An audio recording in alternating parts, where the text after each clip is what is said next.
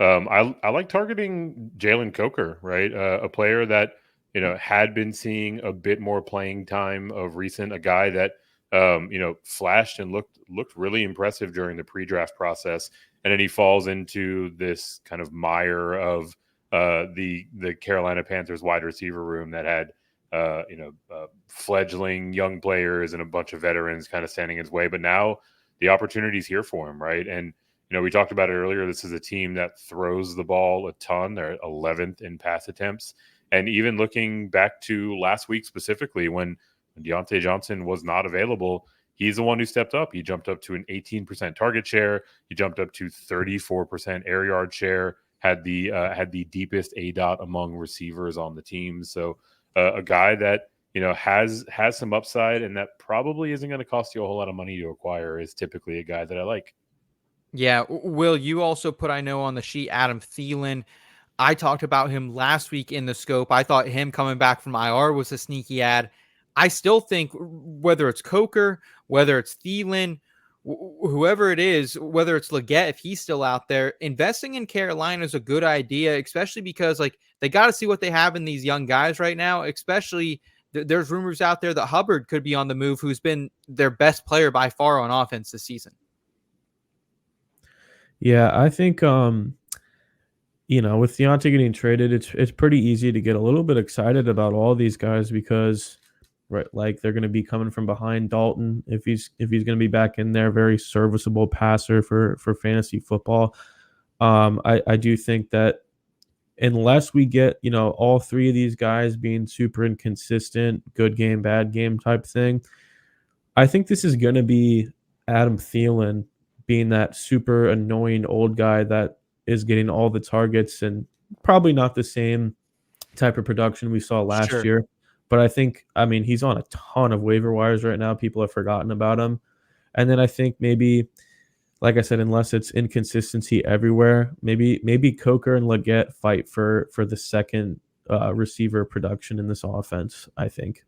And there's a chance Thielen even is on the move too. If someone wants, Yep. I don't know if anyone will pay anything for him, but I mean, people are getting these like this was a pick swap for Deontay Johnson. And if you They don't got him like for him, nothing. yeah, and if you don't like him, you can not sign these players back and get a comp pick as well. So like, there's literally like the Chiefs, same with what they gave up for Hopkins. Like they can literally, it was a 2026, I think 6th-rounder, and if they don't want to sign it back, they can get a comp pick. So yeah, I like the call there, Eric and Will on the Carolina pass catchers. Will, who is someone else you have in the scope here? So, I'm gonna have Keaton Mitchell of the Ravens, and it's a little tough because I've kind of had my eye on this Justice Hill production, and the Same. whole time I think this was like a week 1 thing where I remember taking the Justice Hill higher than receiving yards, and he ended up like quadrupling it or something. And people are getting excited about him in this receiving role. And I remember having some conversation with somebody on Twitter where they're like, you know what, the best part about this Justice Hill receiving production is that this is really Keaton Mitchell's role when he comes back. And he's a very solid pass catcher. And I'm really hoping we don't see like this ginormous dip in efficiency because he was debatably the most efficient running back with his touches last year. I mean, he had 8 to 9 carries in every game. He wasn't getting the volume, but he averaged more than 6 yards per carry in every game except one, double-digit yards per carry in 2 of his games. And he was a dog last year. And we know that they kind of want to limit Henry a little bit. Like they give Justice Hill some stuff here and there. I think Keaton Mitchell has a chance to just come back, take the Justice Hill role, and I'm not sure if you'll ever be starting him. It would probably take a Henry injury for that, but this could be a guy that gets some value, and I don't think anyone's remembering that he's coming back. If you have Henry, it's probably a really great ad too because he's more of the pure handcuff. I think if he were to go down and Mitchell were to be fully healthy, I think he would probably get more of the early down work. Justice Hill would kind of stay in that tertiary receiving role. So I like the call here. are you dropping Justice Hill if you have him right now, guys? Probably. Like I have him in a couple leagues. I'm gonna be honest. I still have him hanging around just if I need a spot start at the running back, or should we just hold on to him now until Mitchell totally overthrows him for this role? If that's the only move you can make to get Mitchell, then yeah, or maybe somebody else out there on the waiver. Because like I said, you're never starting Hill now, and with Mitchell back, if Henry were to go down, like I don't even think this would be Hill's backfield. So I definitely don't mind dropping him if there's somebody out there. Okay. Awesome. Yeah, in the context of Hill, for Mitchell, absolutely. I just think in general, like I don't really see the point in rostering Justice Hill overall, right? Like, yeah, you're looking for like these, random tough like times out there, 40-yard catch games, right? But yeah, I mean, I feel like there's probably 5 to 9 guys on every waiver wire I would roster. No before I way. roster Justice No Hill. way. Absolutely. Oh, okay. We're going to my league right now. I'm gonna read the top guys at the running back position. And Every running back we talked about tonight, I would rather have over Justice Hill. Jaleel McLaughlin. Trey Actually, yeah. I would probably take Jaleel. Benson, if you have the spot, right? You're talking about an implied value guy. You're just waiting for an injury. Roshan Johnson.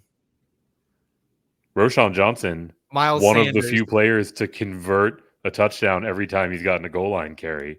All right, but have fun with out 2 carries a game for Roshan. Dude literally got for 2 touchdowns, my guy. The thing with that you're also talking about Justice Hill, who gets 2 touches a game. What are we doing here? That's the thing with a lot of the guys you just said. They have a great role to step into if an injury were to happen. I don't think Hill has that. Yeah, once Mitchell comes back, right? Like that implied value is just gone. So at that point, like you have a multitude of ways to get 4.5 points a game. Yeah, true. All right, I'll round us out here before we get to the questions with my in-scope target, Joe Flacco, quarterback, Indianapolis Colts. Giddy the fuck up, boys. Like, am I right? Like, I know it's going to depend on your league size, but I think people will be sleeping on Flacco tonight as waivers run here. He's not in the projections in most platforms that I've seen so far. Also, he's not in anyone's like waiver wire articles or anything like that because this news dropped after work hours tonight. In his 2 starts this season, quarterback 4 and quarterback 18, he's averaging 20.7 fantasy points per game in the Colts offense. That's quarterback 3 in points per game, folks. Also, I know it's a small sample size, but he's the quarterback 3 in points per game last season as well in 5 starts for the Browns, averaging 21.8 points per game in those starts. So I know the schedule's mid at best. He does have a bye week, so I think those are the kind of things going against Joe Flacco. But unlike those players that we talked about earlier, like the Darnolds, the Nixes, the Herberts, I think you can honestly roster Joe Flacco rest of season. And I think he should be rostered rest of season. As long as he remains the starter in Indianapolis in 1 quarterback leagues, he should be on a team because he could be a top 6 option.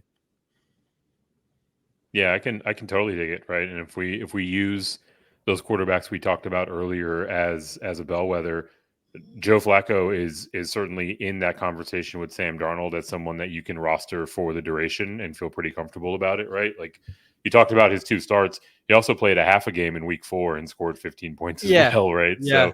So, due to someone that honestly, the thing about the Joe Flacco experience of these last 2 years, it made me wish this dude could just play free through the entirety of his career, right? Because like he's out there giving 0 fucks, just uncorking it, knowing that he's out here on the retirement tour. Yeah. And back when like the Joe Flacco's elite conversation was going on, like dude was stiff, dude was conservative, like he was not the player that anybody would be getting excited about picking up off their waiver wire in week 8. And now he's a legitimate like top 5 to 7 guy every single week, and in an offense that seems to be tailor-made for his skill set. It's crazy. Like post Ravens Joe Flacco, and even like post when he went to the Broncos, he was dog shit that year too. Like we can't say that. But like when he went to the Jets and then when he went to Cleveland, he just is that guy. He doesn't give a fuck anymore. Yeah. And he's like, I'm out here. Let's let it spin. Yeah, absolutely.